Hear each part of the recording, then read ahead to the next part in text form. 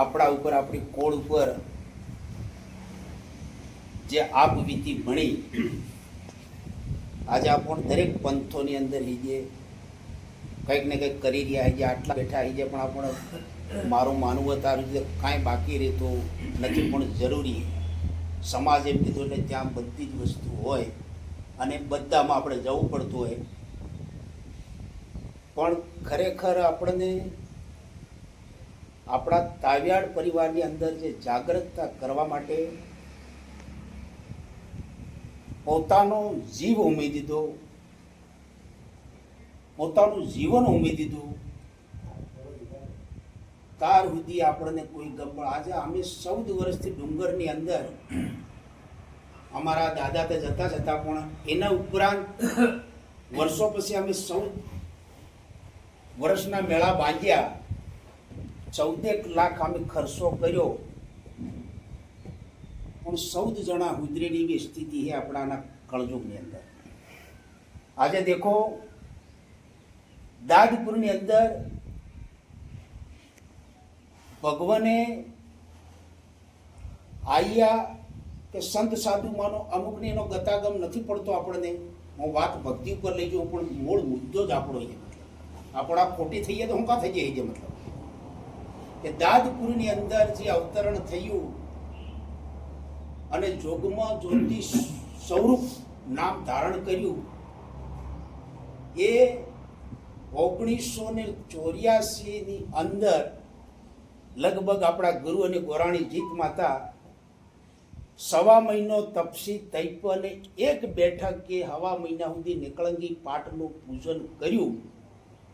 એનું નામ હતું સોમવારી થયા હતા, પણ 1.25 મહિનો સતત નર અને નારીનું એક મતો થવાથી 1.5 મહિના તક એ પાઠની સેવા કરી અને પછી જોગમાં જ્યોતિષર નામ ધારણ કર્યું. અને આપણી આદિવાસી વાલ્મીક કોળની અંદર તે ઠીક, પણ આપણા તાવિયાડને ઘેરે જો અવતાર થયો, કૃપાગર મહારાજ, ગંગા માઈ, અને બધાને એટલો ખાસ અનુભવ અને ખબર, કાંક વાસ્યું એને ખબર હે, પણ 18 મહિને વેદ વ્યાસનો જન્મ થયો હતો, કવિ તુલસીદાસનો 14 મહિને થયો હતો. તો આપણો દાદપુરની અંદર ગંગામાને પેટે જ્યોતિષર ભગવાનનો માના પેટે હું અવતરણ 14 મહિને થયું હતું સાહેબ. આપણો બધા 9 મહિના ને 9 મહિને 9 દાડા કે 7 દાડાવાળા આવી ગયા.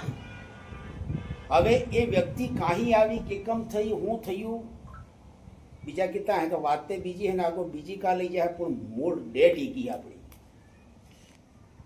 આ એમ મળ્યા હે ઋષિ મુનિ મળ્યા, કોઈક અધિકારી મોટે ભાગે આમે 10% ખેડૂત થઈ જાય કે તમે અહીં જે મળ્યા હો, બધા અધિકારી વર્ગના મળ્યા હો, પસાડી બેઠા કે અગાડી બેઠા એમ ને ગણવું, એક જાજમ ઉપર બેઠા હી જે. પણ જો જ્યોતિષર ભગવાન ને જાગ્યા હોત, ભક્તિ એમ કહો તો ગુરુ ગોવિંદની માંડીની જ ભક્તિ કયો આગળ નહીં જાણતો હોય તો મને ખબર નહીં. આજે 12 પંથમાં ભલે આપણા ભાઈ હોય, પણ ગુરુ ગોવિંદનું અવતરણ થયા પછી એના પહેલા ખાવા પીવાના ફાફત, રહેવાના ફાફત, કપડું નહોતું પહેરવા મળતું, અને લગભગ હાથ પાણી લેવામાં નહોતા જાણતા. ભલે આજે સાધુ સંત હોય કે મોટા કલેક્ટર હોય, પહેલા આવી પરિસ્થિતિ હતી. ગુરુ ગોવિંદ જાગ્યા પછી આપણી કોળને જો સુધારો કર્યો તે ગુરુ ગોવિંદે કેટલા વર્ષ સુધી તપસી તપાવી, આવીને આવી એકતા કરીને ગુરુ ગોવિંદ આપણા આદિવાસીના ગુરુ બન્યા. સંપ સભાઓ ભરી અને પાસે ખટકો થયો. આજે આપણામાં ખટકો થાય કે આગા કરે હું હે પેલા થઈને તો ગુરુ ગોવિંદે એવી સંપ સભાઓ બનાવી ગામે ગામ, અને સાધુ સંતનીમાં, કોટવાળનીમાં, ભગતનીમાં અને ગામો ગામ ધોળજી બનાવી.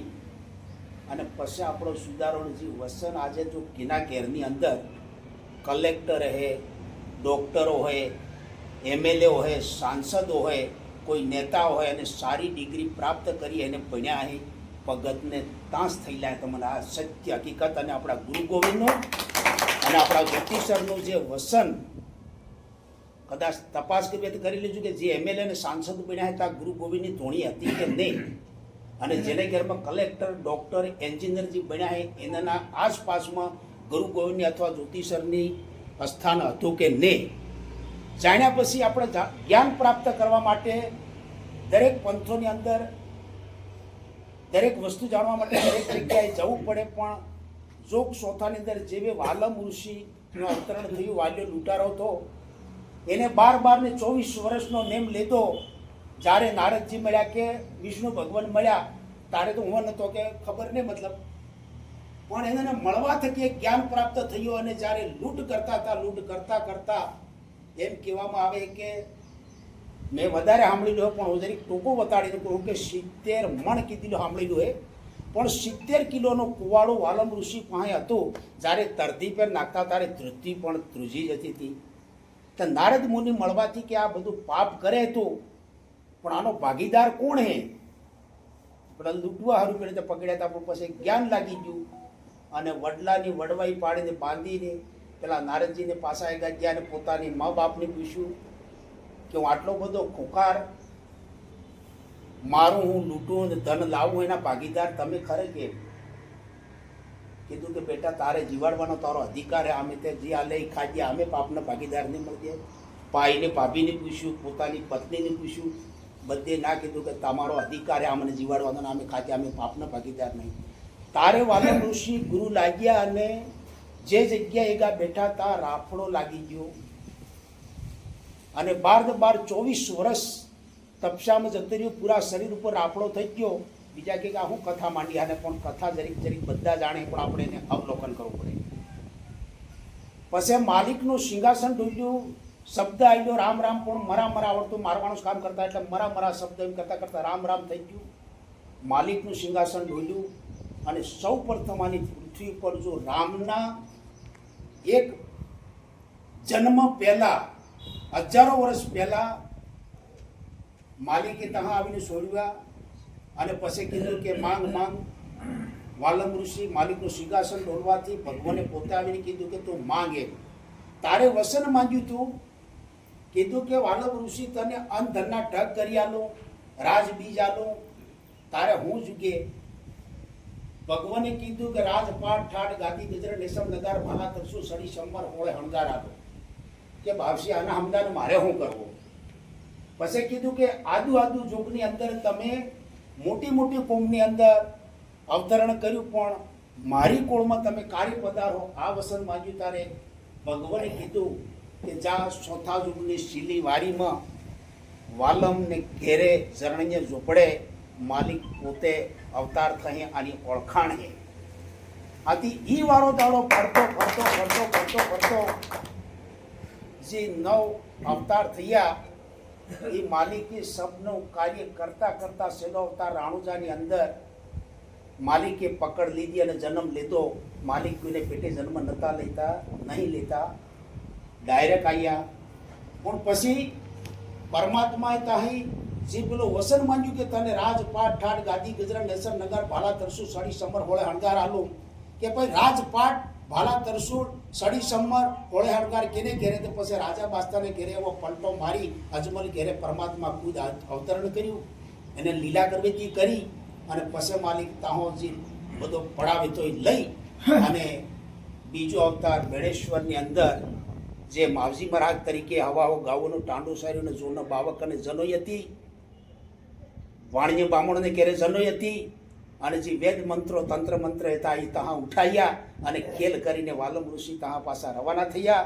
થોડોક પલટો લસુરિયાની અંદર માર્યો, એ આપણા ખરાડીને ઘેરે, અને ત્યાં પછી સેલા જેટલા કર્યા ત્યાં કીધું. અને પછી આપણા કલજીની ભેમા એગા કોટવાળ હતા લસુરિયા ધામના, અને પછી સુરમલ સંતી કીધું કે બેટા જેન દાડે તારી ભક્તિનો આંબો પાખે તે દાડે અમે તારે ઘેર્યા, હું તો પધરામણી નથી થઈ એને ઘેરે.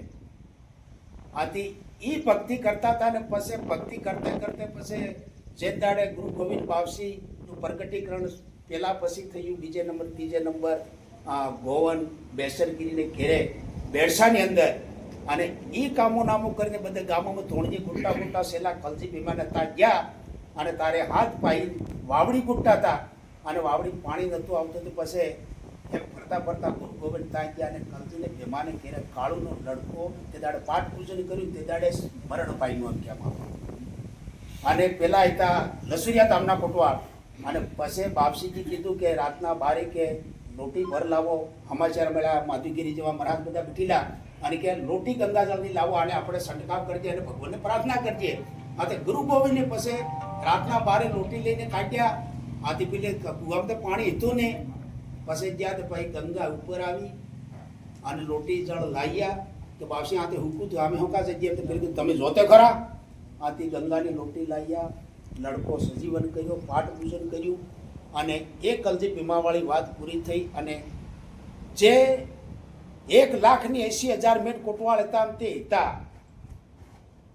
અમુક અમુકના નામ ઠામ ગામ લખી લે કેને તા ધોણજી કેવી રીતે ગુરુ માલિકે ગુરુ ગોવિંદે એની કોળીને આકરાથી આપણી આદિવાસી કોળને હદારી અને એનો ચોથો પલટો જે ગુરુ ગોવિંદનો કામો નામો બાકી તો માનગઢ માથે જે કામો થયું અને આજે 1500 કે ગમે એટલા આપણા આદિવાસી આપણા ભાઈ મરાયા અને એ કામો નામો આપણા બેગને પગમાં બાળવામાં આવી ગયા અને આપણી ભક્તિ ત્યાં ભેળાવા માંડી.